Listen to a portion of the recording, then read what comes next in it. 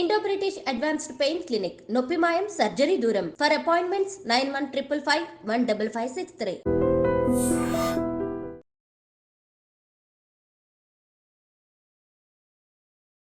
నమస్కారం, welcome to I dream. ధర్మ మార్గం విత్ విజిత కార్యక్రమానికి స్వాగతం. అయితే ప్రతి ఒక్కరము కూడా మానవ జన్మ తీసుకున్నాము అనంటే అసలు ఎందుకు తీసుకున్నాము, మనం ఇప్పుడు ఏదైతే బంధాలు బాంధవ్యాలతో కొట్టుమిట్టాడుతున్నామో నిజంగా దీనికోసమే మనం మానవ జన్మ అనేది తీసుకున్నామా, అసలు ఎందుకు మానవ జన్మ తీసుకున్నాము? మనకు పెద్దవాళ్ళు చెప్తూ ఉంటారు, ఖచ్చితంగా మనం ఈ కోరికలు ఈ బాధ్యతలు బంధుత్వాలు వీటిలో కొట్టుమిట్టాడటం కాదు, మనం ఖచ్చితంగా గత జన్మలో చేసుకున్న కర్మలను ఈ జన్మలో అనుభవించేంత వరకు అనుభవించిన వాటిని శాశ్వతంగా లేకుండా చేసుకొని ముక్తి పొంది భగవంతుల్లో ఐక్యమవడం కోసం, మోక్షాన్ని పొందడం కోసం మాత్రమే అని చెప్పి పెద్దవాళ్ళు చెప్తూ ఉంటారు. నిజంగా వీటన్నిటిలో ఎంతవరకు వాస్తవం అనేది ఉందో ఇప్పుడు ప్రభుజీతో మాట్లాడి తెలుసుకుందాం. ప్రస్తుతం మనతో పాటు ఉన్నారు ఇస్కాన్ టెంపుల్ నుంచి గౌరంగా దర్శన్ ప్రభుజీ గారు. ఇప్పుడు వారితో మాట్లాడి మరిన్ని విషయాలు తెలుసుకునే ప్రయత్నం చేద్దాం, మన సందేహాలన్నింటినీ కూడా నివృత్తి చేసుకునే ప్రయత్నం చేద్దాం. హరే కృష్ణ ప్రభుజీ. హరే కృష్ణ ప్రభుజీ, కృష్ణుడి గురించి మనం రకరకాలుగా మాట్లాడుకుంటూ ఉంటాం. అయితే ముఖ్యంగా చాలా మందిలో ఒక సందేహం, కృష్ణుడు ఆదర్శవాద వాస్తవికవాద అని చెప్పి. రెండు కృష్ణుడు ఆదర్శాలు చెప్తాడు. భగవద్గీత చూస్తే కృష్ణుడు చెప్పిన ఆదర్శాలు ఇంకెవరు చెప్పుండరు. ఆదర్శం అంటే అక్కడెక్కడో ఉంటుంది, అది సామాన్య మానవులకి అందుబాటులో ఉందా లేదా అది అర్థం చేసుకోలేం. ఆదర్శవాది అంటే ఐడియల్స్, ఇలాగే ఉండాలి అని, కానీ అది ప్రాక్టికల్గా ఉంటుందా లేదా చాలాసార్లు మనం అర్థం చేసుకోలేం, ఆచరించలేం.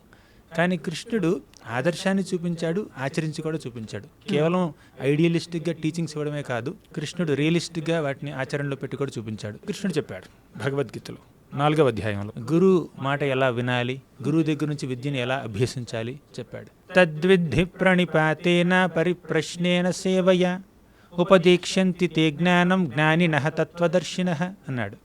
తద్విద్ధి ప్రణిపాతేన, మీరు గురువు దగ్గరికి వెళ్ళినప్పుడు ప్రణిపాత ఎంతో ఆదరణతో, ఎంతో భక్తితో, గౌరవంతో వారిని ఆశ్రయించాలి. పరిప్రశ్నేన, మంచి ప్రశ్నలు అడగాలి.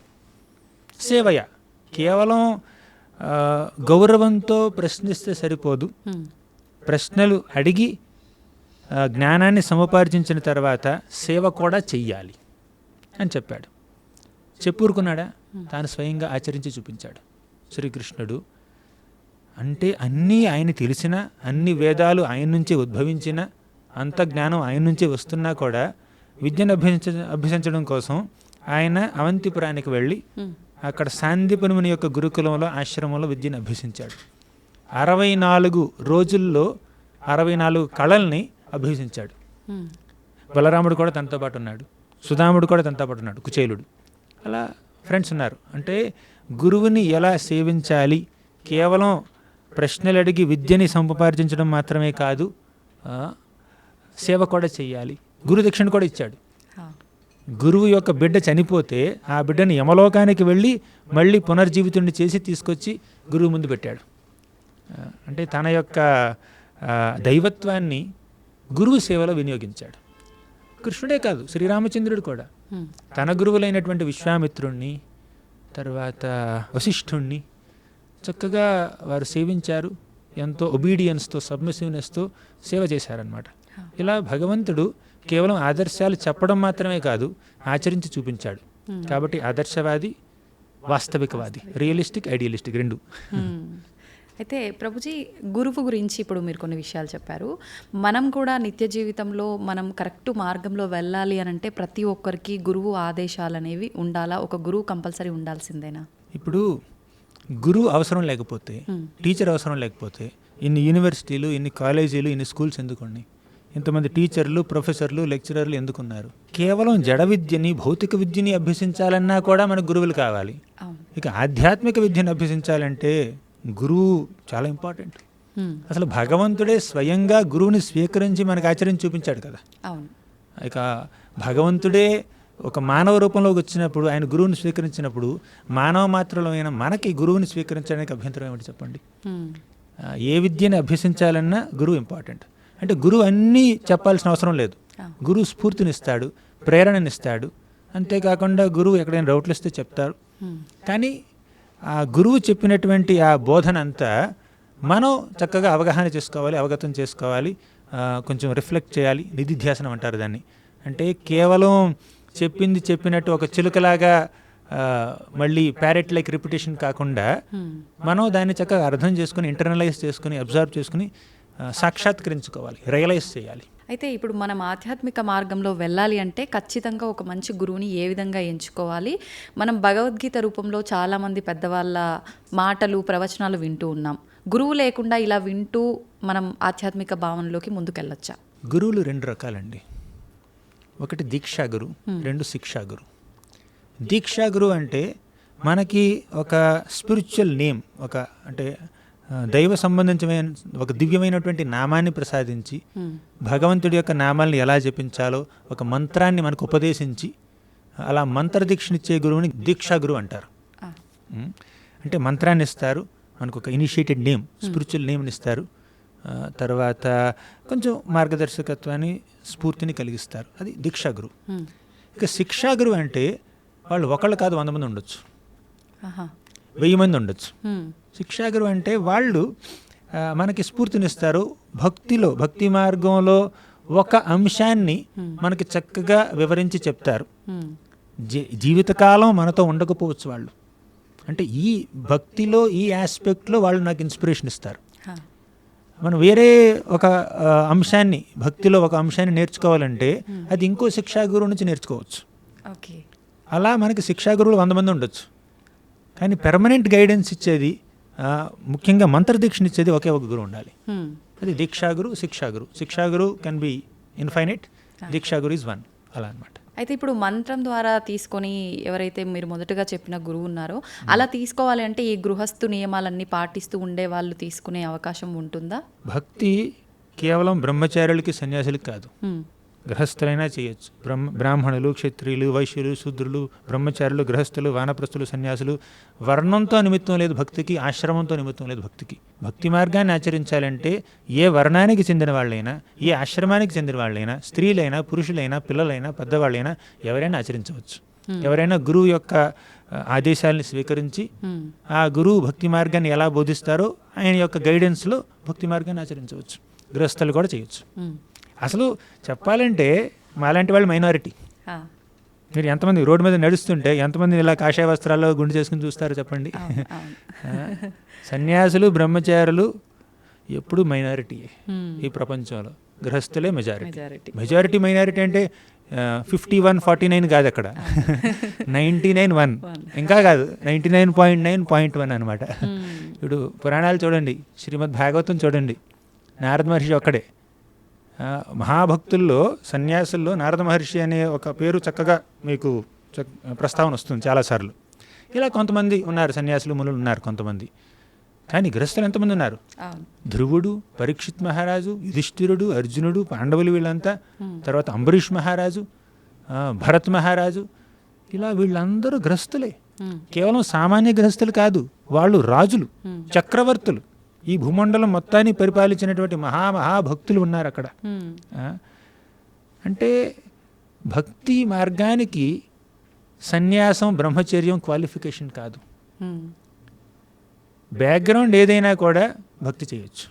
చిన్నపిల్లలు చేయొచ్చు, పెద్దవాళ్ళు చేయొచ్చు, మగవాళ్ళు చేయొచ్చు, ఆడవాళ్ళు చేయొచ్చు, భారతదేశంలో పుట్టిన వాళ్ళు చేయొచ్చు, అమెరికాలో పుట్టిన వాళ్ళు చేయొచ్చు. భక్తి మార్గాన్ని ఎవరైనా ఆచరించవచ్చు. మీకు ఒక శ్లోకం కావాలంటే చెప్తాను, వినండి.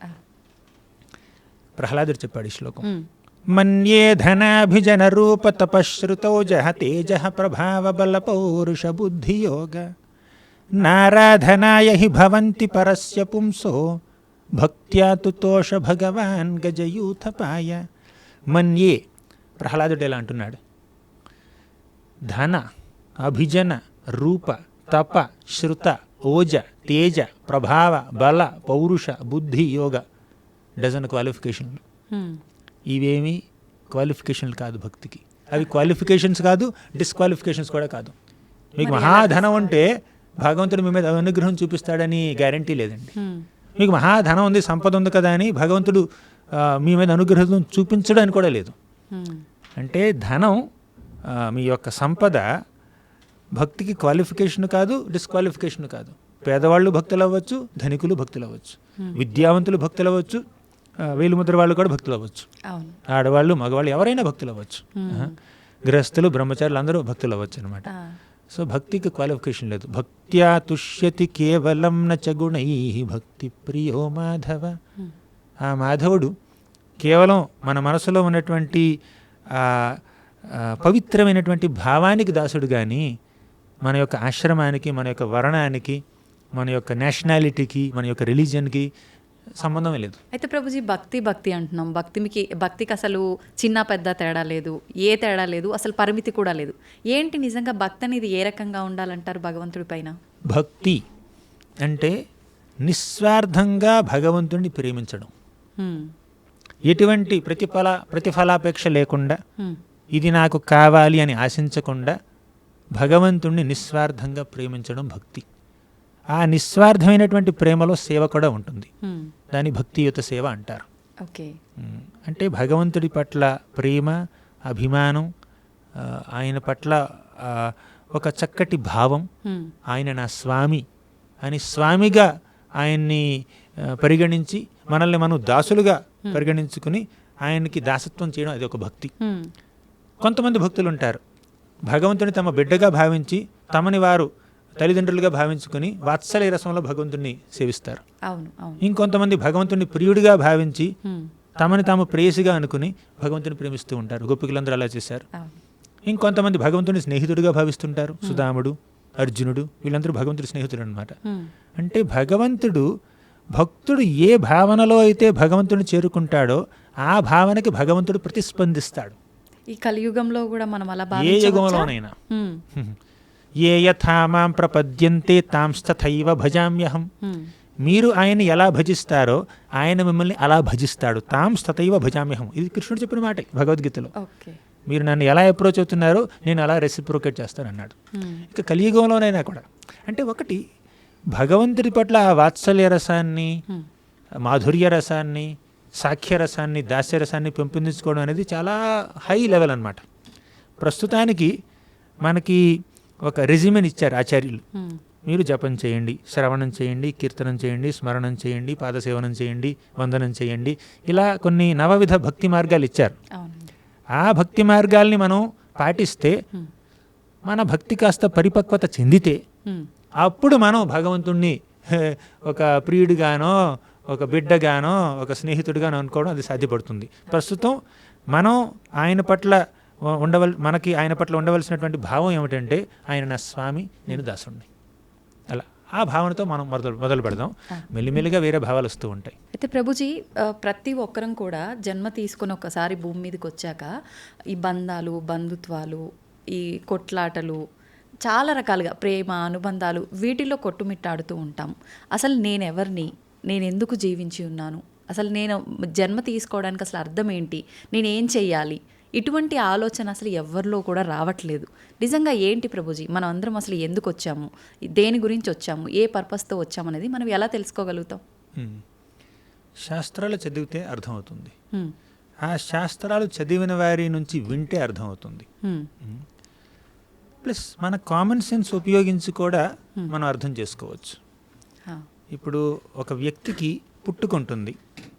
వ్యక్తికి పుట్టుకంటే అది వ్యక్తికి పుట్టుక కాదు, వ్యక్తి యొక్క శరీరానికి పుట్టుక. ఆ శరీరం తల్లి గర్భంలో నుంచి బయటికి వచ్చినటువంటి రోజుని మనం పుట్టినరోజు అంటాం. ప్రతి సంవత్సరం యానివర్సరీ సెలబ్రేట్ చేసుకుంటాం అనమాట, బర్త్ యానివర్సరీ. కానీ ఆ శరీరంలో ఆ వ్యక్తి 70 ఏళ్ళలో, 60 ఏళ్ళలో, 50 ఏళ్ళలో, 100 ఏళ్ళలో బ్రతకొచ్చు. ఆ తర్వాత డెత్ యానివర్సరీ సెలబ్రేట్ చేసుకుంటారు. ఈ బాడీకి బర్త్ అని, డెత్ అని, జననం, మరణం అని ఉన్నాయి. కానీ ఆ వ్యక్తికి, ఆ శరీరంలో ఉన్నటువంటి వ్యక్తికి మాత్రం జననం లేదు, మరణం లేదు. దేహినోస్మిన్ యథా దేహే కౌమారం యవ్వనం జర తథా దేహాంతర ప్రాప్తి ధీరస్తత్ర నముహ్యతి. దేహి అంటే దేహంలోకి ప్రవేశించినటువంటి వ్యక్తి, ఆత్మ. ఆత్మకి పుట్టుక లేదు, చావు లేదు. సరే, మీరు అడిగినట్టు ఇంతకీ ఈ ఆత్మ శరీరంలోకి ఎందుకు ప్రవేశిస్తుంది? అలా శరీరంలోకి ప్రవేశించిన తర్వాత ఆ శరీరంతో ఎన్నెన్నో బంధాలు, బంధుత్వాలు, అనుబంధాలు, ఎమోషన్స్, ఎమోషనల్ అటాచ్మెంట్స్, ఎవర్షన్స్ అవన్నీ వస్తూనే ఉంటాయి. అసలు లైఫ్ పర్పస్ ఏమిటి? మీరు అన్నట్టు ఈ బంధాల్లో, అనుబంధాల్లో కాన్ఫ్లిక్ట్స్లో కొట్టుమిట్టాడుతూ ఉంటాం. అసలు లైఫ్ పర్పస్ ఏమిటి? ఆ కాన్ఫ్లిక్ట్లోంచి బయటపడ్డమైనా చాలామంది వాళ్ళు భౌతికవాదులైనా ఆధ్యాత్మిక జీవనాన్ని గడిపేవారైనా కూడా చాలామంది లైఫ్ పర్పస్ అంటే జీవితం యొక్క గమ్యం, జీవితం యొక్క లక్ష్యం ఆనందించడం అంటే ఒప్పుకుంటారు. చాలామంది ఒప్పుకుంటారు హ్యాపీనెస్. కొంతమందికి ఆ హ్యాపీనెస్, ఆ ఆనందం బంధాల్లో, బంధుత్వాల్లో దొరుకుతుంది. ఇంకొంతమందికి ఏమిటంటే సదుపాయాల్లో, ఫెసిలిటీస్లో, డబ్బులో, పెద్ద ఇల్లు, పెద్ద కారు, పెద్ద బంగ్లా, చక్కటి ఆహారం దాంట్లో దొరుకుతుంది. ఇంకొంతమందికి దేవుడి పూజలో దొరుకుతుంది. కానీ వీటిలో వ్యత్యాసం ఏమిటో తెలుసా? అందరూ ఆనందాన్ని కోరుకుంటున్నారు, కానీ ఇవన్నీ శాశ్వతమైనవి కాదు కదా. కరెక్ట్ చెప్పారు మీరు. ఇందులో ఇవన్నీ ఆనందాలే, కానీ శాశ్వత ఆనందం ఏమిటి అది మనం వెతుక్కోవాలి. ఆ వెతుక్కోవడం జీవితం యొక్క పరమార్థం. సరే, ఇప్పుడు ఎవరైతే ఆనందాన్ని శారీరక సుఖాల్లో కోరుకుంటున్నారో వాళ్ళ ఆనందం ఏమిటో తెలుసా? అది బాడీలీ హ్యాపీనెస్. అంటే శారీరకంగా వాళ్ళు ఆనందాన్ని పొందుతున్నారనమాట. అంటే మంచి ఏసీలో కూర్చున్నారు, ఏసీ రూమ్లో కూర్చున్నారు, చక్కటి సాఫ్ట్ సోఫాలో కూర్చున్నారు, మంచి ఆహారం తింటున్నారు. ఇదంతా శరీరానికి సంబంధించినటువంటి హ్యాపీనెస్. బాడీలీ హ్యాపీనెస్ కొంత ఉండాలి. 2 మంచి ఫ్రెండ్షిప్స్, రిలేషన్షిప్స్, అందులో హ్యాపీనెస్ ఉంది మీకు. అదేమిటంటే ఎమోషనల్ హ్యాపీనెస్, మెంటల్ లెవెల్లో. ఇంకొంతమంది మంచి మంచి ఐడియాస్ వస్తాయి వాళ్ళకి. ఇప్పుడు కెమెరా తీస్తున్నారు, వీడియో ఎలా ఎడిటింగ్ చేయాలో ఐడియాస్ వస్తాయి కొంతమందికి. లేదంటే రీసెర్చ్ చేస్తారు, ఇన్వెంట్ చేస్తారు, స్మార్ట్ ఫోన్ కనుక్కున్నారు. అలా కొంతమంది ఇంటెలెక్చువల్ హ్యాపీనెస్, అంటే వారి యొక్క బుద్ధి లెవెల్లో ఉంటుంది వాళ్ళ హ్యాపీనెస్. అంటే ఏదైనా కనుక్కుంటే, ఒక పెద్ద ప్రాబ్లమ్ని సాల్వ్ చేస్తే, ఆ కష్టం నుంచి బయటపడితే తన తెలివితేటలతో, అప్పుడు వాళ్ళకి ఇంటెలెక్చువల్ హ్యాపీనెస్ వస్తుంది. ఫస్ట్ ఏమిటంటే bodily happiness, 2 mental happiness or emotional happiness, 3 intellectual happiness. ఇంకొంతమందికి ఏమిటో తెలుసా? ఈగోయిస్టిక్ హ్యాపీనెస్ వస్తుంది. అహంకారానికి ఒక కంఫర్ట్ అనమాట. ఇంకొకరిని డిఫీట్ చేస్తే, వాళ్ళని పోటీలో ఓడిస్తే, నేను ఫస్ట్ ర్యాంక్, వాడిది సెకండ్ ర్యాంక్, అప్పుడు ఆనందం వస్తుంది అనమాట. అది ఈగోయిస్టిక్ హ్యాపీనెస్ అంటారు. అది కరెక్టే అంటారా? కరెక్ట్ కాదు. కానీ నేను హ్యాపీనెస్ అంటే ఆనందం ఎన్ని ఫ్లేవర్స్లో దొరుకుతుందో చెప్తున్నాను. ఐస్ క్రీమ్ చాలా ఫ్లేవర్స్లో దొరుకుతుంది కదా, బటర్ స్కాచ్ అని, వెనీలా అని, స్ట్రాబెర్రీ అని. అలాగే ఆనందం కూడా bodily level, mental level, intellectual level, egoistic level. ఈ 4 భౌతికమే, 4 తాత్కాలికమే. శారీరకంగా సుఖాన్ని ఎంత అనుభవిస్తారు చెప్పండి? కొంతమంది వయసులో ఉన్నప్పుడు వాళ్ళకి ఏమిటంటే సెన్సెస్ స్ట్రాంగ్గా ఉంటాయి కాబట్టి, ఇంద్రియాలు గట్టిగా ఉంటాయి కాబట్టి, ఎంత అన్నం తిన్నా, ఎంత మంచి రుచికరమైన పదార్థాలు తిన్నా అరగించుకుంటారు. కానీ వయసు పైబడింది అనుకోండి, అరగదు సరిగ్గా. అప్పుడు ఆ సెన్సెస్ హ్యాపీనెస్ చూడండి, ఆ టంగ్కి ఉన్నటువంటి హ్యాపీనెస్, దాన్ని అనుభవించలేరు వాళ్ళు. అలా శారీరక సుఖానికి ఒక లిమిట్ ఉంది, ఒక పరిమితి ఉంది. అలాగే ఎమోషనల్, దానికి కూడా ఒక లిమిట్ ఉంది, అది మెటీరియల్. అలాగే ఇంటెలెక్చువల్ కూడా దానికి ఒక లిమిట్ ఉంది. ఈగోయిస్ట్ కూడా దానికి, అది ఎప్పుడు మంచిది కాదు ఇంకా చెప్పాలంటే. ఇప్పుడు ఈ 4 ఆనందాలకి అతీతమైనటువంటి ఆనందం ఆధ్యాత్మిక ఆనందం. అది భగవంతుడి భక్తిలో దొరుకుతుంది.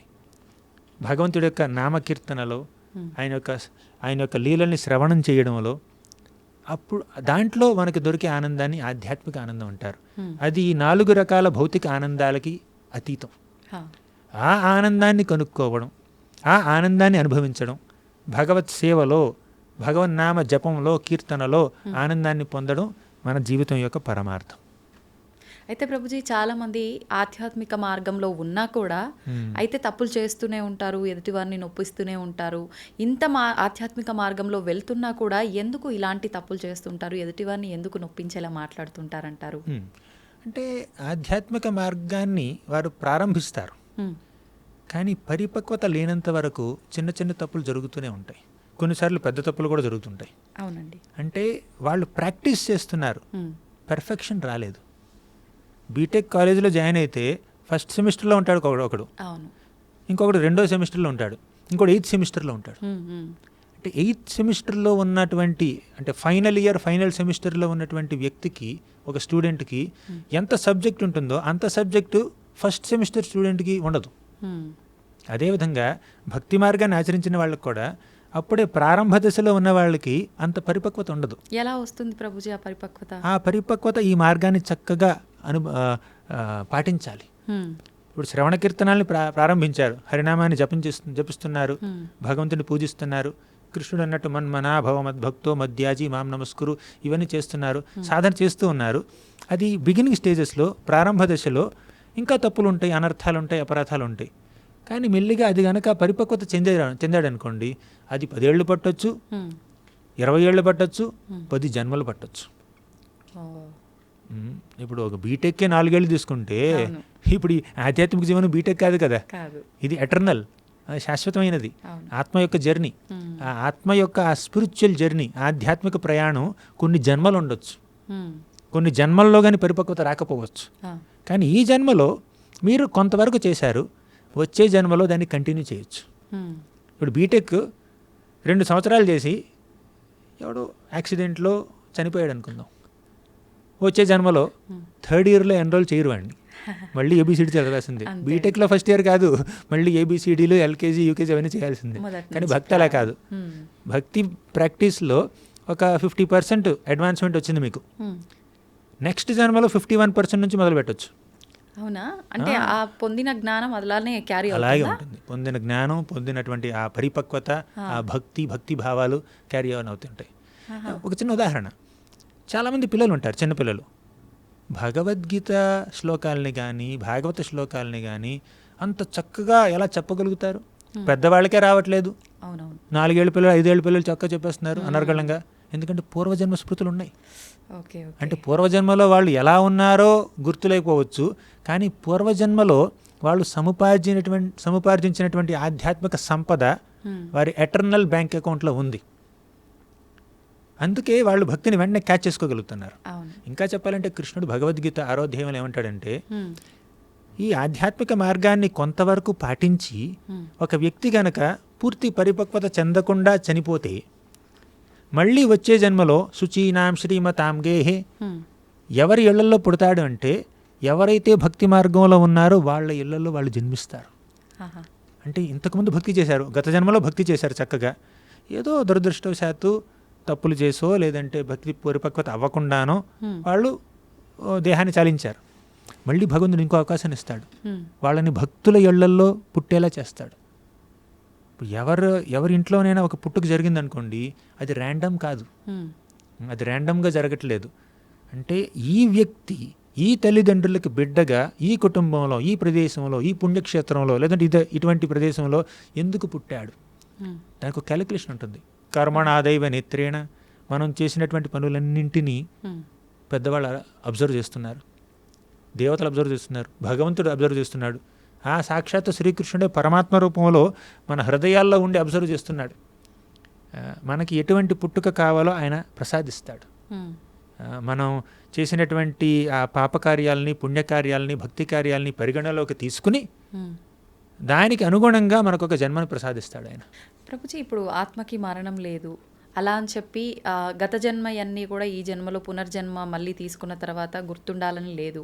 కానీ కొంతమందిలో మనం ఈ సోషల్ మీడియా ద్వారా చూస్తూ ఉంటాము, నేను గత జన్మలో పలానా వాళ్ళ ఇంట్లో పుట్టాను, పలానా వాళ్ళు నా తల్లిదండ్రులు, అలా అని చెప్పి నిజంగా వెళ్ళి ఆ ప్రాంతంలోకి వెళ్ళి చూస్తే ఇది నిజమే అని చెప్పి తెలిసిన సందర్భాలు కూడా ఉన్నాయి. నిజంగా అలా స్మృతులు కూడా గుర్తొచ్చే అవకాశాలు ఉంటాయా? అవకాశాలు ఉన్నాయి. ఎలాంటి అది చాలా రేర్గా వస్తుంటాయి. కానీ గత జన్మ గుర్తున్నటువంటి వ్యక్తులు చాలామంది ఉన్నారు. ఇప్పుడు భాగవతం చూస్తే, శ్రీమద్ భాగవతం చూస్తే అందులో భరత మహారాజు అనే ఒక గొప్ప రాజు ఉన్నాడు. చక్కగా భక్తి మార్గాన్ని ఆచరించాడు. కొన్ని వేల సంవత్సరాలు తన యొక్క ఈ రాజ్యాన్ని పరిపాలించి, అసలు మనం ఉన్నటువంటి ఈ నేలని భారత భూమి అని ఎందుకంటారు, భారతవర్షం అని ఎందుకంటారు? ఎందుకంటే భరత మహారాజు పరిపాలించాడు కాబట్టి దీన్ని భారతవర్షం అంటారు. ఆ భరత మహారాజు చక్కగా రాజ్యాన్ని పరిపాలించి ఇక పరిపాలన చాలించి పులహాశ్రమానికి వెళ్ళాడు. అక్కడ గంధకి అనే ఒక నది ప్రవహిస్తుంది. అక్కడ చక్కగా భక్తిని చేస్తున్నాడు. తను ఒంటరిగా కూర్చున్నాడు, ఒక చిన్న కుటీరం నిర్మించుకున్నాడు. అక్కడ తను సాధన చేస్తున్నాడు, జపం, తపం, హోమం, తర్వాత ఈ పూజలు పునస్కారాలు చేస్తున్నాడు. ఒకరోజు ఏం జరిగిందంటే, ఆ నదీ ప్రవాహంలో నది ప్రవహిస్తుంది. ఆ నదిలో నీళ్లు తాగడానికి ఒక జింక పిల్ల వచ్చింది. ఆ జింక గర్భవతి. పక్కనే ఒక పెద్ద సింహం గర్జించింది. ఆ సింహగర్జన విన్నటువంటి ఈ గర్భవతి అయినటువంటి ఈ జింక భయపడింది. భయపడికి అలా గెంతింది, పారిపోవడానికి ప్రయత్నించింది. దానివల్ల ఏమిటంటే గర్భస్రావం జరిగింది. అప్పుడు ఆ జింక కడుపులో నుంచి ఒక చిన్న జింక పిల్ల కింద పడింది. ఆ తల్లి జింక మరణించింది. ఇదంతా భరత మహారాజు కళ్ళెదురుగానే జరిగింది.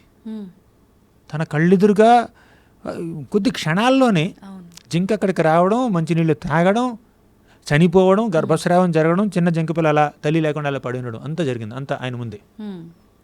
ఆయనకి చాలా మనసు ద్రవించిపోయింది. అప్పుడు ఆ చిన్న జింక పిల్లని తన చేతుల్లో తీసుకుని ఆశ్రమానికి వచ్చాడు. అక్కడ ఆ జింకకు కావాల్సినటువంటి ఆహారాన్ని చక్కగా సమకూరుస్తున్నాడు. జింకకు ఒక బాగోగులు చూస్తున్నాడు. ఎంతైనా మహారాజు ఎదుటివారికి ప్రొటెక్షన్ ఇచ్చేటటువంటి ఒక మనస్తత్వం కలిగినటువంటి వాడు.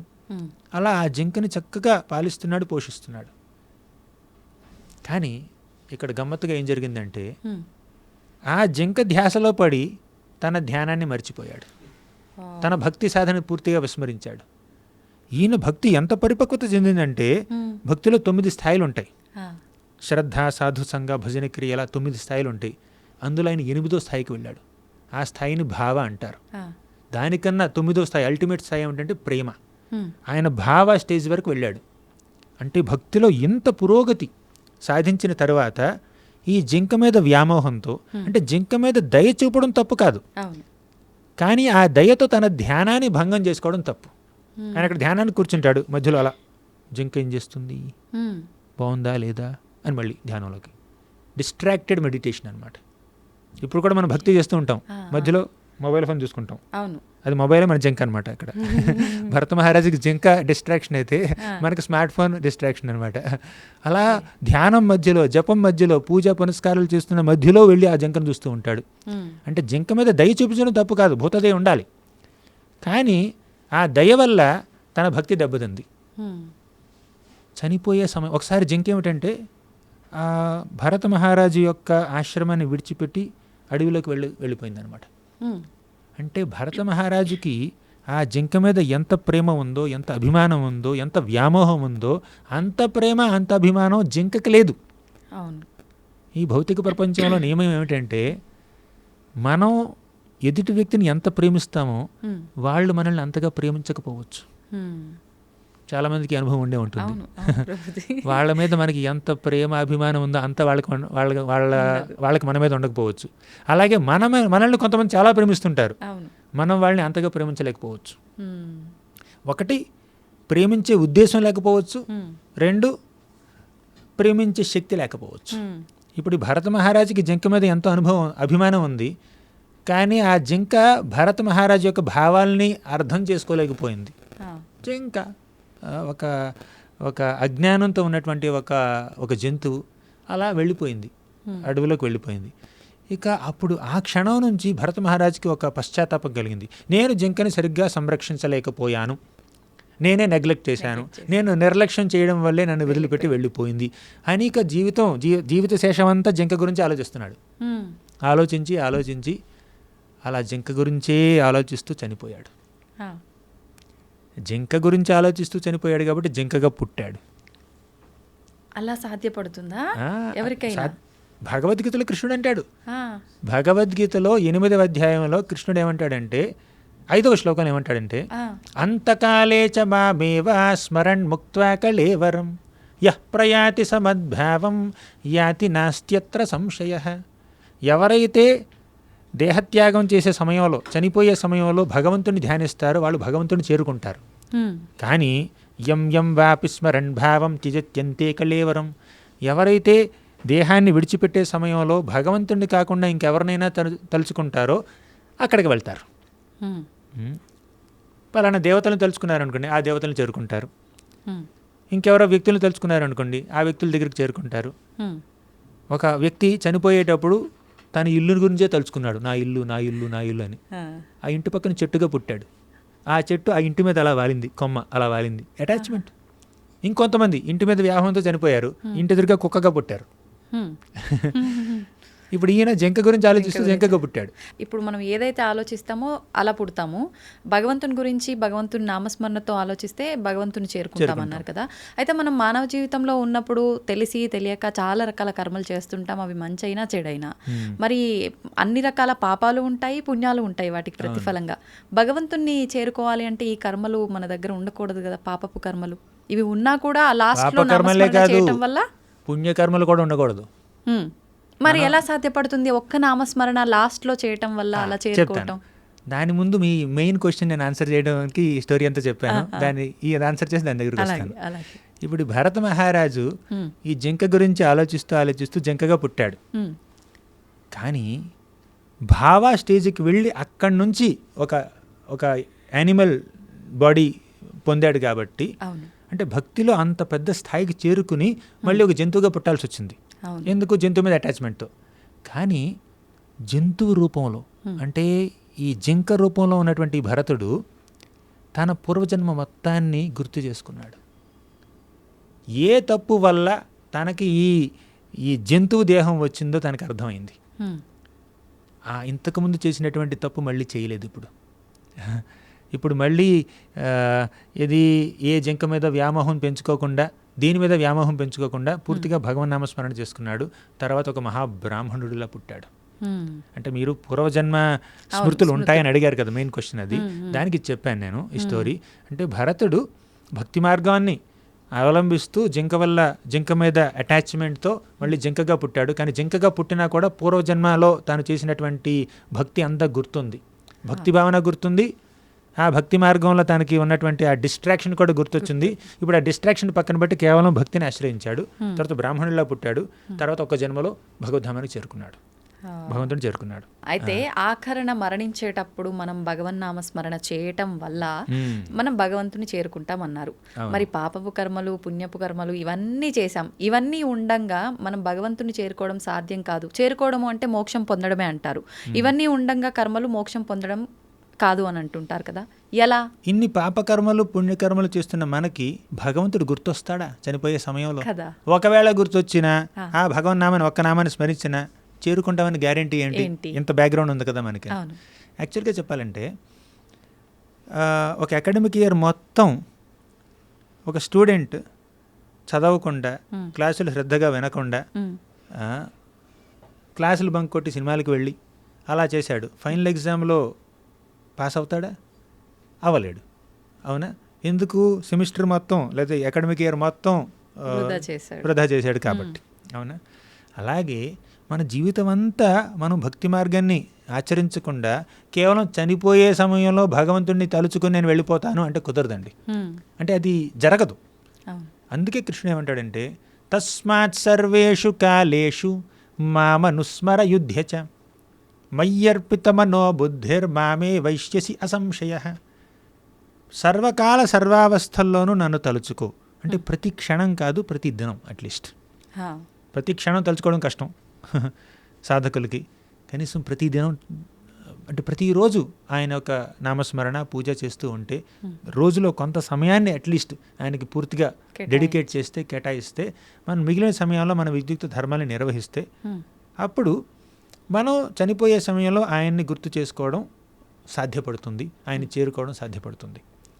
ఇక పాపకర్మలు పుణ్యకర్మలు అంటారా, ఇప్పుడు తెలిసినా తెలియకపోయినా మనం ఏదో ఒక పాపం చేస్తూనే ఉంటాం. అవునండి. రోడ్డు మీద నడుస్తున్నాం, తెలుసు తెలియక ఒక చీమను తొక్కామనుకోండి, చీమను సంహరిస్తున్నాం, పాపం తగులుతుంది కదా.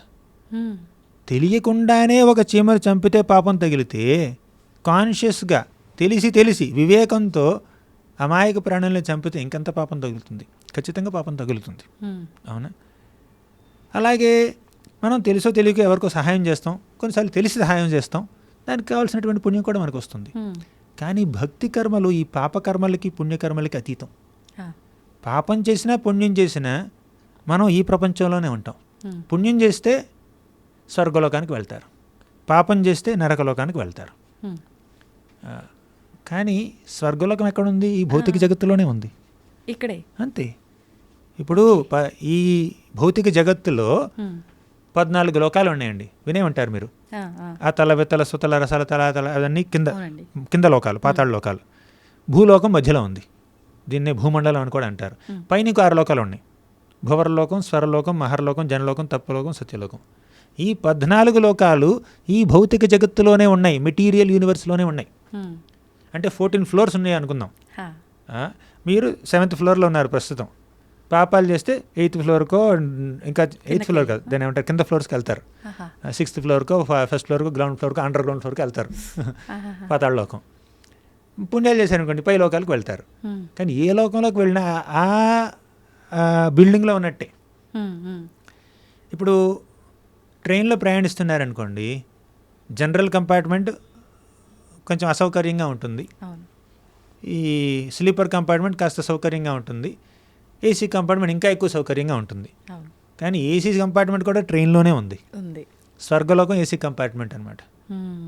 ఈ పాతాళ లోకం, కింద లోకాలన్నీ జనరల్ కంపార్ట్మెంట్ అనుకోండి.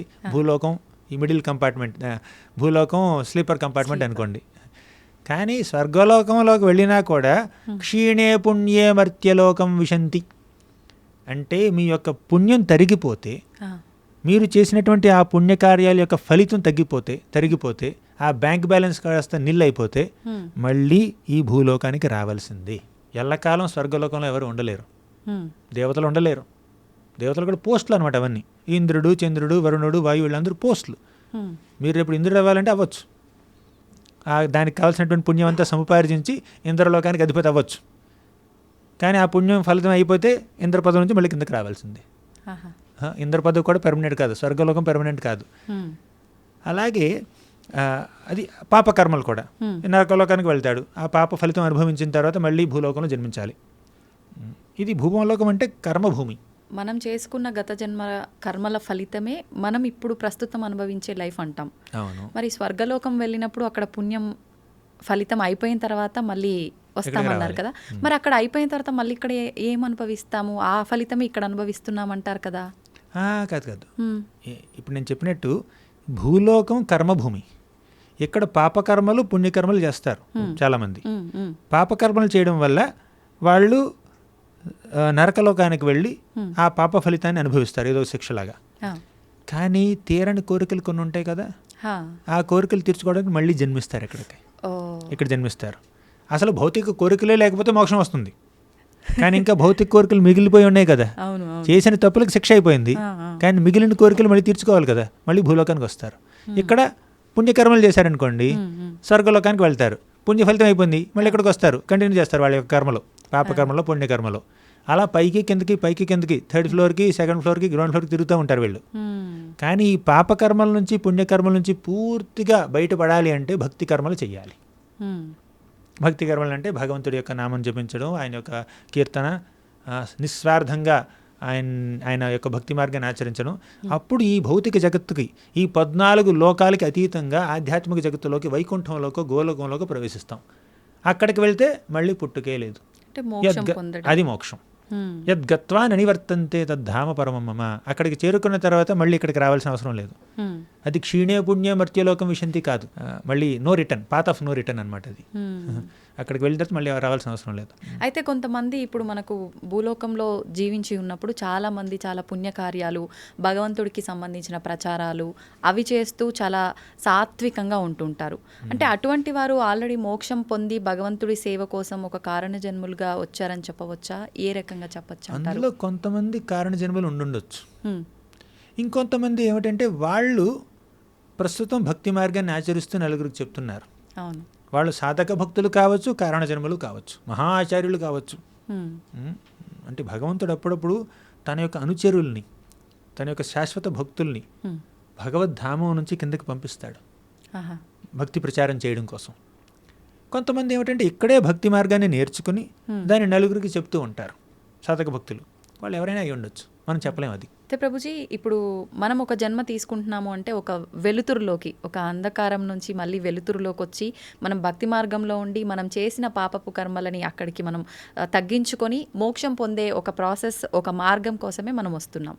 అయితే ఈ మధ్య కాలంలో ప్రతి ఒక్కరు, ఈ మధ్య అని కాదు, మామూలుగా పుట్టినప్పుడు ప్రతి ఒక్కరు కూడా కేక్ కట్ చేయటము, సెలబ్రేట్ చేసుకోవటము, ఎవ్రీ ఇయర్ బర్త్డేలు సెలబ్రేట్ చేసుకోవడం వరకు ఓకే, కానీ మన లైఫ్లో ఒక వెలుగు రావాలని ఆశిస్తూ మనం దీపాలు వెలిగించడం అర్థం ఉంది, కానీ ప్రతి ఒక్కరూ కొవ్వొత్తులు వెలిగించి విద్యుత్ దీపాలు అయితే ఏంటి, ప్రతి ఒక్కటి లైట్లు ఆపేయటము, లేదంటే ఆ క్యాండిల్స్ని ఊదేయటము, ఇలా చేస్తున్నారు. అంటే తెలిసి మనం మన లైఫ్ని చీకట్లో పడేసుకుంటున్నామనొచ్చా? ఏమంటారు మీరు? వైదికంగా చూస్తే ఒక పుట్టినరోజు నాడు ఒక మంచి కార్యం చేయాలని చూస్తారు. జనరల్ కృష్ణుడు పుట్టినరోజు నాడు ఏం చేసేవాడు, బలరాముడు పుట్టినరోజు నాడు వాళ్ళు ఏం చేసేవాళ్ళు అంటే అందరికీ దానం ఇచ్చేవాళ్ళు. గోదానమో, భూదానమో, ఇంకేదో వస్త్రదానమో అలా చేసేవాళ్ళు వాళ్ళు. అలా నలుగురికి మంచి చేయడం తన పుట్టినరోజు నాడు వాళ్ళు చేస్తూ ఉంటారనమాట. అలా సెలబ్రేట్ చేసుకుంటారు. ఇలా కొవ్వొత్తుల్ని ఆర్పి పుట్టినరోజు జరుపుకునే ఈ పద్ధతి ఎప్పటి నుంచి వచ్చిందో, ఎక్కడి నుంచి వచ్చిందో, ఎలా వచ్చిందో, దాని లాజిక్ ఏమిటో నాకు తెలియదు. కానీ నాకు తెలిసినటువంటి పుట్టినరోజు జన్మదిన వేడుక సెలబ్రేషన్ ఎలా ఉంటుందంటే నలుగురికి దానం చేయడం, మంచి కార్యం చేయడం, ఆ రోజు భగవన్నామస్మరణ చేయడం ఎక్కువగా ఇంటెన్స్గా అలా సెలబ్రేట్ చేసుకుంటారనమాట. అన్నదానం చేయండి, వస్త్రదానం చేయండి, నలుగురిని ఇంటికి పిలిచి భోజనం పెట్టండి, భగవంతుడికి నైవేద్యం పెట్టి ఆ నైవేద్యాన్ని అందరికీ పంచిపెట్టండి. సో ఇది చక్కటి బర్త్డే సెలబ్రేషన్ అనమాట. Traditional and devotional and spiritual birthday celebration. కానీ దీపాలు ఆర్పడం సంగతి నాకు తెలియదండి.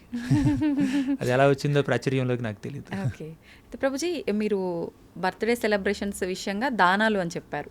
దానం అనేది ఒక పుట్టినరోజు మాత్రమే కాదు, మనం ప్రతి నిత్యం కూడా మనకున్న దాంట్లోంచి కొంత దానం చేయటం కోసం మనం కేటాయించాలి అని చెప్తూ ఉంటారు. నిజంగా ఈ దానం ఏ రకంగా ఉండాలి, ఎటువంటివి దానం చేయాలి? ఈ దానం చేయటం వల్ల కూడా అంటే చాలామంది భక్తి మార్గంలో లేకపోయినా, పూజలు ఇలాంటివి లేకపోయినా, ఆలయాలకు వెళ్ళకపోయినా దానాల విషయానికి వస్తే మాత్రం చాలా ఎక్కువగా దానాలు చేస్తూ ఉంటారు. ఇలా ఉన్నా కూడా మోక్షం పొందొచ్చు అంటారా? ఇప్పుడు దానం చేయడం అనేది ఒక విచక్షణతో చేయాలి.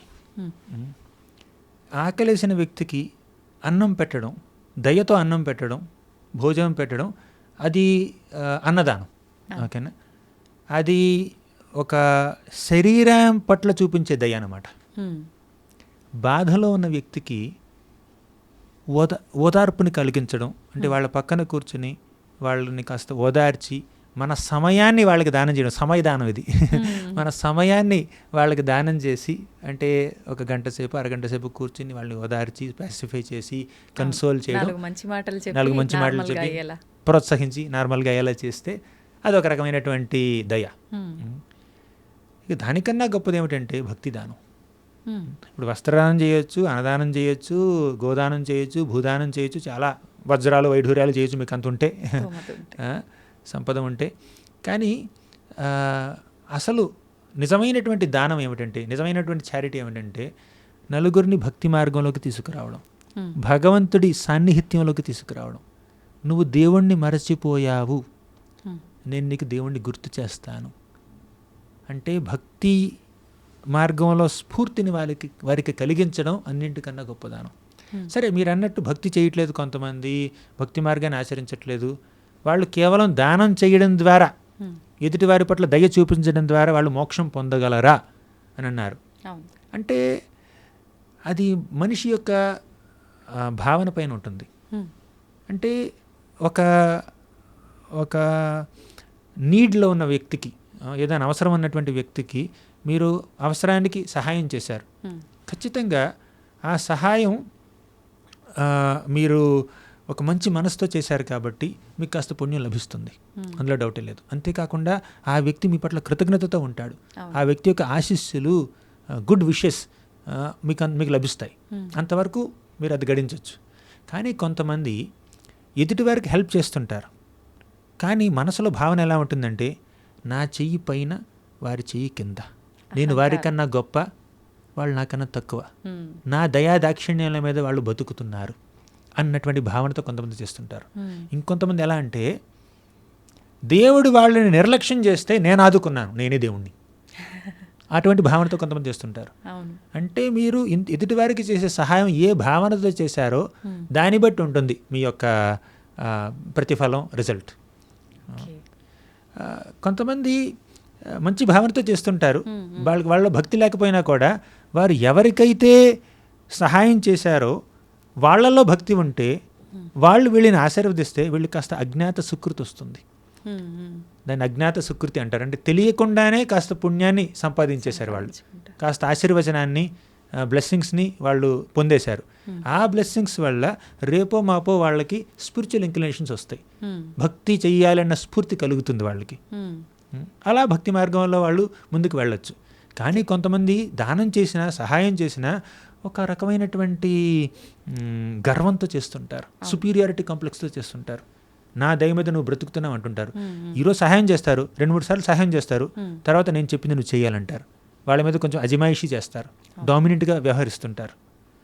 అదొక ఇప్పుడు ఇతడికి సహాయం కావాలి, ఇతడు సహాయం చేశాడు. సహాయం చేయడం సులభం ఒక రకంగా చెప్పాలంటే, కానీ ఇతడి కన్నా గొప్ప స్థాయిలో ఉన్నాడు. అప్పుడు ఆ స్థాయిని చూసి ఇతడు హర్షిస్తున్నాడా లేదా, బాధపడుతున్నాడా, వీటేంటి అంత హై పొజిషన్కి వెళ్ళిపోయాడు, నేను ఇక్కడే ఉండిపోయాను అన్నటువంటి ఈర్ష్య, ద్వేషం, అసూయ మనసులో కలుగుతుందా, లేదంటే మనస్ఫూర్తిగా అభినందించగలుగుతున్నాడా? అంటే బాధల్లో ఉన్న వారికి సహాయం చేయడం సులభం, కానీ మీకన్నా గొప్ప స్థాయిలో ఉన్న వాళ్ళని చూసి అభినందించడం కష్టం అండి.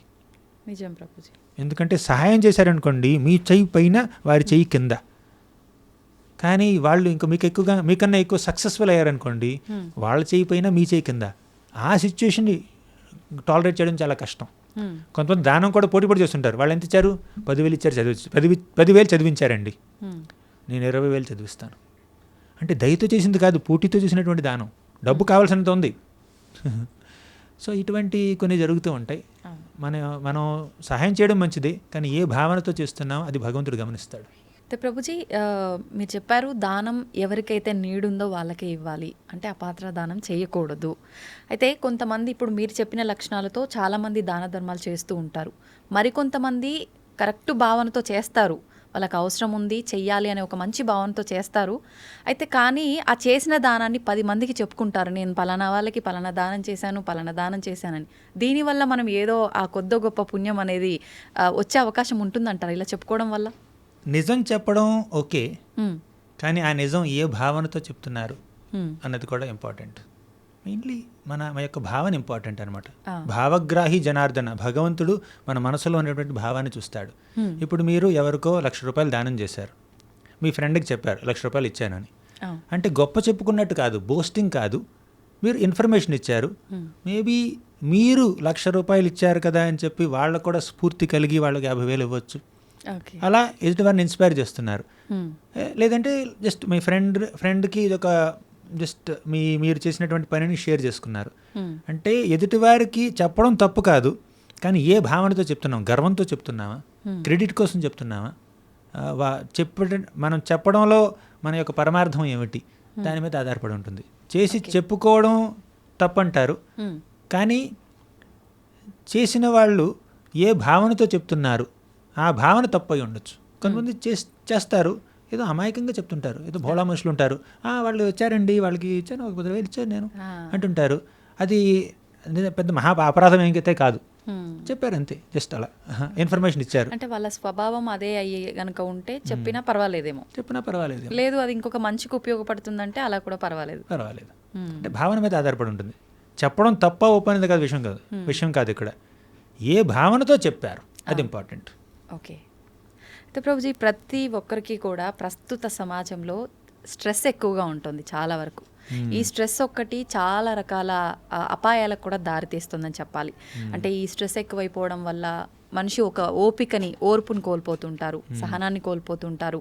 దానివల్ల ఎదుటివారిపైన అరవటం కానీ, లేదంటే చికాకులు, రకరకాల సమస్యలకు దారితీస్తుంది ఈ ఒక స్ట్రెస్ అనేది. నిజంగా ఈ స్ట్రెస్ గురించి అయితే కానీ, అంటే మానసిక ఒత్తిళ్ల గురించి అయితే కానీ, ఓర్పు సహనం గురించి అయితే కానీ భగవద్గీతలో ఏమని చెప్పబడి ఉంది? భగవద్గీతలో ఒక రకంగా చెప్పాలంటే మొదటి పాఠమే ఓర్పు సహనం గురించి. శ్రీకృష్ణుడు తన యొక్క ఈ టీచింగ్స్ని భగవద్గీత 2వ అధ్యాయం 11వ శ్లోకం నుంచి ప్రారంభిస్తాడు. అక్కడ మొదటిగా కాస్త సోల్ అంటే ఆత్మ గురించి లైట్గా చెప్పి వెంటనే ఈ పాఠాన్ని చెప్తాడు, ఓర్పు గురించి చెప్తాడు. మాత్రా స్పర్శాస్తు కౌంతేయ శీతోష్ణ సుఖ దుఃఖదాః ఆగమాపాయినో నిత్యాః తాం స్థితిక్షస్వ భారత. ఈ ప్రపంచంలో మనకి ఎలా అయితే ఈ శీత ఉష్ణాలు మనల్ని బాధిస్తుంటాయో, అప్పుడప్పుడు చాలా చల్లగా ఉంటుంది, మనం కోట్లు శాలువాలు కప్పుకుంటుంటాం. తర్వాత అప్పుడప్పుడు చాలా వేడిగా ఉంటుంది, ఏసీలు వేసుకుంటుంటాం, ఫ్యాన్లు వేసుకుంటుంటాం. అలా శీతోష్ణాలని మనం సహించాలి, ఓర్పు వహించాలి. అలాగే సుఖ దుఃఖదాహ, కొన్నిసార్లు సుఖం కలుగుతుంది, కొన్నిసార్లు దుఃఖం కూడా కలుగుతుంది, దాన్ని కూడా సహించాలి. ఇప్పుడు శీతోష్ణాలు అనేవి కేవలం శరీరానికి సంబంధించినటువంటి ఈ ద్వంద్వాలు, కానీ సుఖ దుఃఖాలు మనసుకు సంబంధించినటువంటి ద్వంద్వాలు. మనకి దుఃఖం కలిగితే కృంగిపోకూడదు, సుఖం కలిగితే పొంగిపోకూడదు. ఆ సుఖం శాశ్వతం కాదని తెలుసుకోవాలి, ఈ దుఃఖం కూడా శాశ్వతం కాదని తెలుసుకోవాలి. ఓర్పు వహించాలి. తాం స్థితిక్షస్వ భారత అన్నాడు. తితిక్ష అంటే ఓర్పు, సహనం. సహనాన్ని వహించు. దుఃఖం వస్తే మరీ కృంగిపోవద్దు, డిసప్పాయింట్ అయిపోవద్దు, డిప్రెస్ అయిపోవద్దు. అలాగే సుఖం వస్తే మరీ పొంగిపోవద్దు, మరీ గర్వపడొద్దు. నీలాగా ఎదుటివారు సుఖంలో లేకపోతే వారిని చూసి అవహేళన చేయొద్దు అని కృష్ణుడు చెప్పాడు. మొదట్లోనే చెప్పేశాడు తితిక్ష, సహనం అని.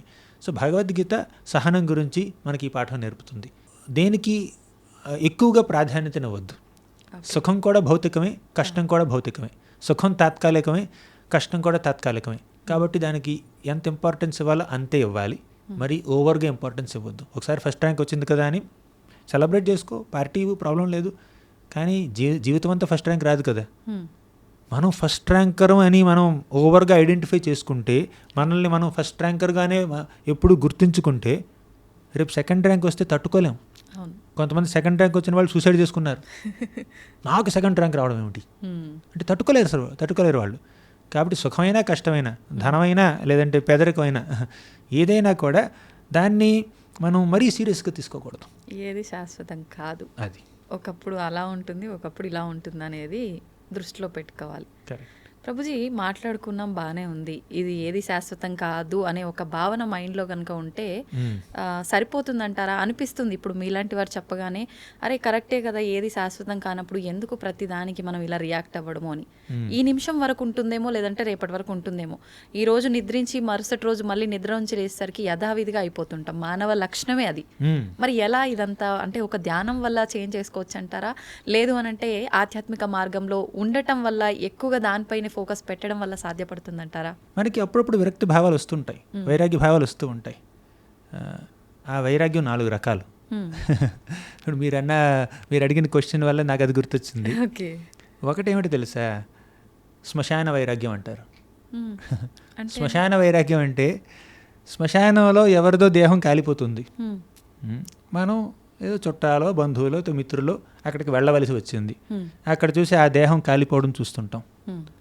ఆహా, ఈ వ్యక్తి ఎన్నెన్నో గొప్ప గొప్ప విజయాల్ని సాధించాడు, మహా మెడల్స్ వచ్చినాయి, సర్టిఫికెట్లు వచ్చినాయి, 4 అంతస్తులు మేడ కట్టాడు, ఇంత పేరుంది, ప్రతిష్ఠ ఉంది, పరపత్తు ఉంది, బిజినెస్ ఉంది, ఇన్ఫ్లుయెన్స్ ఉంది, చాలా ఉంది. కానీ చివరికి బూడిదైపోతున్నాడు. అది చూడగానే నేను కూడా ఒకరోజు అలా అవ్వాల్సిందే కదా, ఏదో ఒకరోజు నేను కూడా సంపాదించిందంతా కోల్పోవలసిందే కదా అన్నటువంటి భావన ఖచ్చితంగా కలుగుతుంది. అట్లీస్ట్ కొంతమందిలో కలుగుతుంది. ఆ సమయంలో కలిగినటువంటి ఆ వైరాగ్య భావన ఇంటికి వచ్చి స్నానం చేసిన తర్వాత ఉండకపోవచ్చు. అందుకే దాన్ని శ్మశాన వైరాగ్యం అంటారు. అంత తాత్కాలికం, కానీ అది తాత్కాలికం అన్నటువంటి ఆ అవగాహనని మనం ఎప్పుడు మెయింటైన్ చేసుకోలేకపోతాం అన్నారు కదా, దాన్ని శ్మశాన వైరాగ్యం అంటారు. అంటే ఆ క్షణంలో ఇప్పుడు మీరన్నారు, మీలాంటి వాళ్ళు చెప్తున్నప్పుడు మాకు ఆ భావన కలుగుతుంది, ఇంటర్వ్యూ అయిపోయిన తర్వాత కలగదు అన్నారు. అలాగే కొంతమందికి శ్మశానం వెళ్ళినప్పుడు కలుగుతుంది, దాని నుంచి బయటికి రాగానే కలగదు. వచ్చి స్నానం చేయగానే స్నానంతో పాటుగా వైరాగ్యం కూడా పోతుంది అనమాట. మళ్ళీ ఇక ఇందులో కొట్టుమిట్టాడుతుంటారు. ఒకటి శ్మశాన వైరాగ్యం. రెండోది ఏమిటి తెలుసా? మర్కట వైరాగ్యం. మర్కటం అంటే కోతి. కోతి ఏం చేస్తుందంటే, అంటే కోతికి వస్త్రాలు కూడా ఉండవు, అడవిలో ఉంటుంది, ఒక పర్మనెంట్ అడ్రస్ లేదు, కేర్ ఆఫ్ అడ్రస్ లేదు. ఈ చెట్టు ఒకరోజు ఈ చెట్టు, ఒకరోజు ఆ చెట్టు, ఒకరోజు చెట్టు కింద, ఒకరోజు చెట్టు మీద, ఒకరోజు మనుషుల నెత్తి మీద, ఎక్కడ పడితే అక్కడ తిరుగుతూనే ఉంటుంది కోతి. చెంచలత్వం అనమాట. అంటే ఒక రకంగా చూస్తే కోతి శాకాహారి, ఇల్లు లేదు, వస్త్రాలు లేవు, అలా ఒక సాధువులాగా తిరుగుతుంది, అడవుల్లో సంచరిస్తుంది అని అనిపించవచ్చు, వైరాగ్యం కనిపించవచ్చు. కోతికి ఉన్నటువంటి కోరికలు మానవ మాత్రులకి ఇంకా తక్కువ ఉంటాయి. ఇంకా చెప్పాలంటే అంటే కోతి చాలా చంచలం, అన్నీ కావాలి, ఫుల్ క్యూరియాసిటీ, తర్వాత పూర్తిగా ఆ కోరికలు చాలా ఉంటాయి. అంటే చూడ్డానికి వైరాగ్యంగా కనిపిస్తున్నా కూడా కోతి మనసులో వైరాగ్యం లేదు. దాన్ని మర్కట వైరాగ్యం అంటారు. బయటికి మాత్రం అందరూ ఇదంతా తాత్కాలికమే అలా అంటూ ఉంటారు, ఇదంతా వేస్ట్, 6 అడుగులు నేల చాలు, లేదా ఇంకా ఇదేం అవసరం లేదు, ఇదేం అవసరం లేదు, ఏముంది పట్టడాను చాలు నాకు అలా అంటారు. కానీ పనీర్ సబ్జీ రాగానే తినేస్తారు, పూర్తిగా ఆరగిస్తారనమాట. అలా ఉంటుంది. అంటే దాన్ని మర్కట వైరాగ్యం అంటారు. ఇక మూడవది ఏమిటంటే ఫల్గు వైరాగ్యం. ఫల్గు వైరాగ్యం అంటే ఇది భౌతికం, నేను దీన్ని త్యజించాలి, నాకు విరక్తి భావన ఉండాలి అని చెప్పి అన్నింటినీ త్యజిస్తారు వాళ్ళు.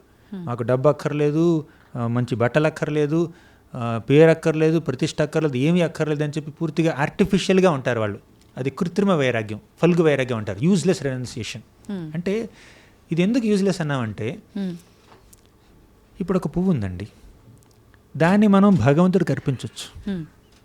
అంటే పువ్వు భౌతికమే, ఇట్స్ మెటీరియల్ ఆబ్జెక్ట్, అయినా కూడా భగవంతుడికి నివేదన చేయొచ్చు, ఆ రకంగా భగవంతుడికి దగ్గర కావచ్చు. అవునా? కానీ భగవంతుడి సేవలో వినియోగించదగిన వస్తువుల్ని కూడా అది భౌతికమని త్యజిస్తే దాన్ని ఫల్గు వైరాగ్యం అంటారు.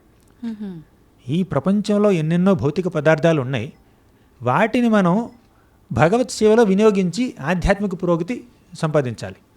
అంటే ఈ శరీరం భౌతికమే, ఇది తాత్కాలికమే, కానీ ఈ శరీరం ఉండాలి కదా మనకి భక్తి చేయాలంటే.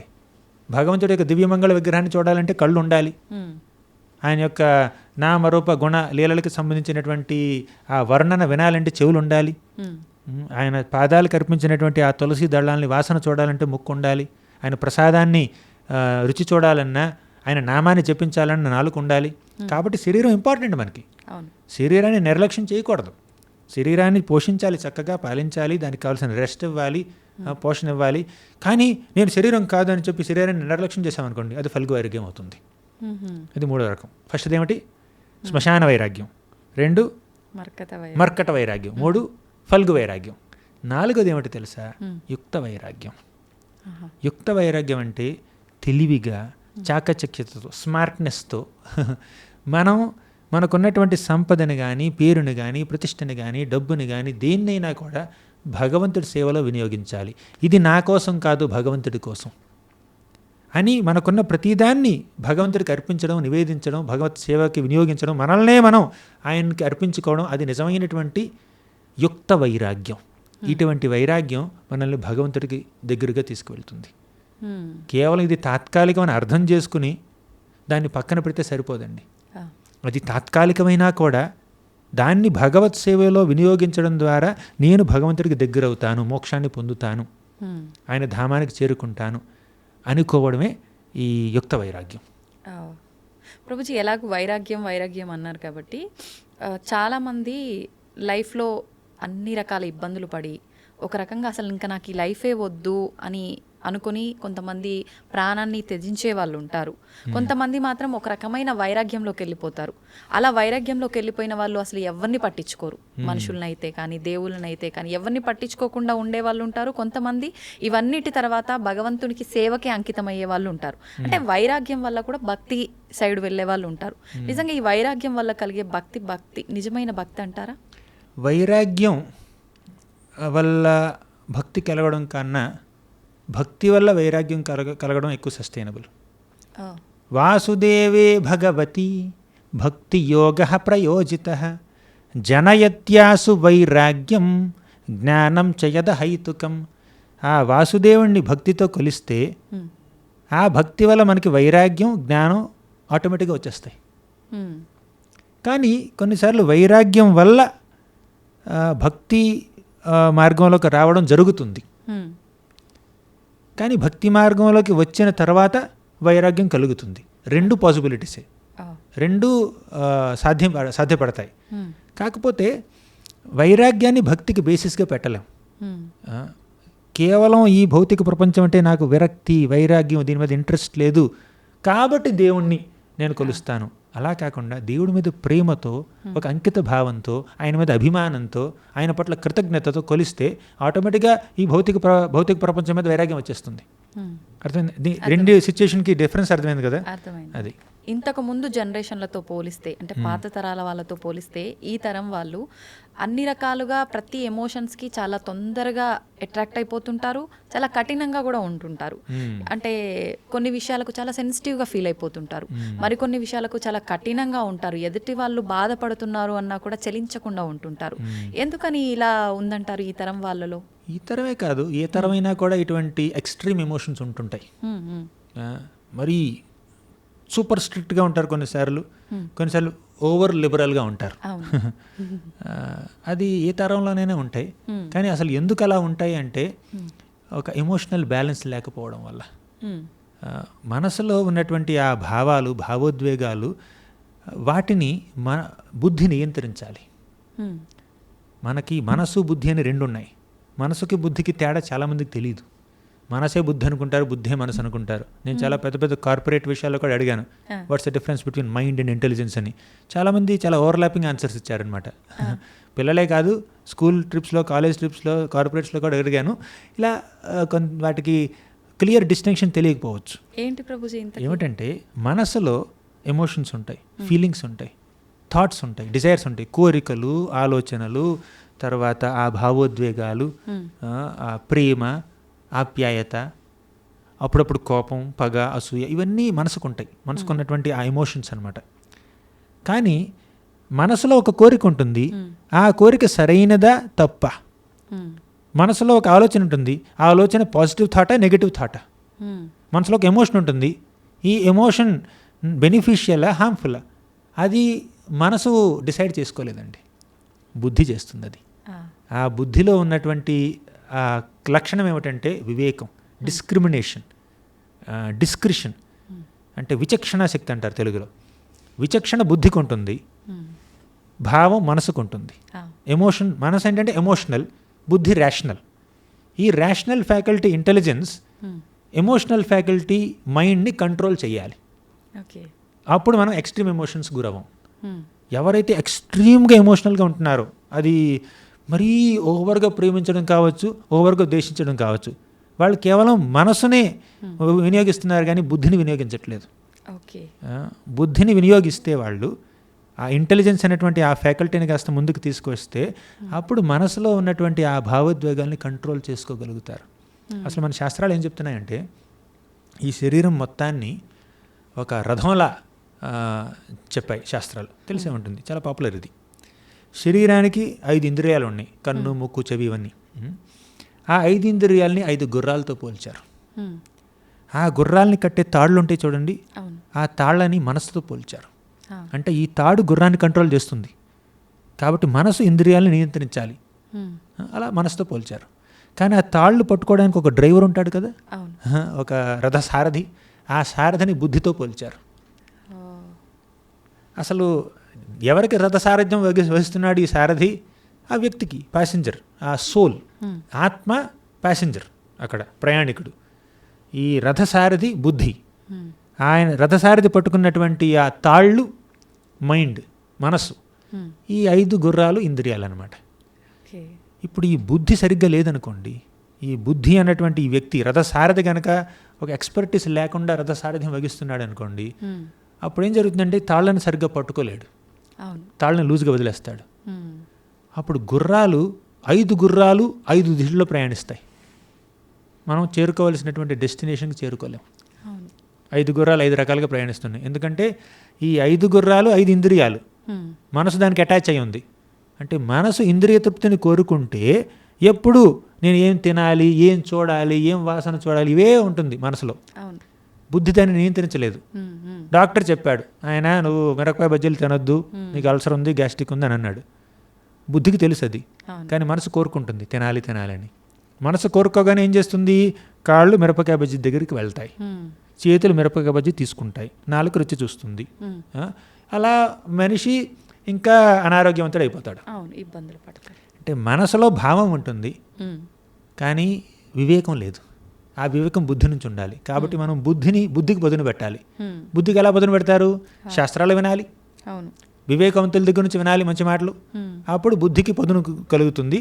ఆ పదునైనటువంటి బుద్ధి ఇలా చంచలమైనటువంటి మనసును నియంత్రిస్తే అప్పుడు మనం ఈ ఎక్స్ట్రీమ్ ఎమోషన్స్కి లోనము.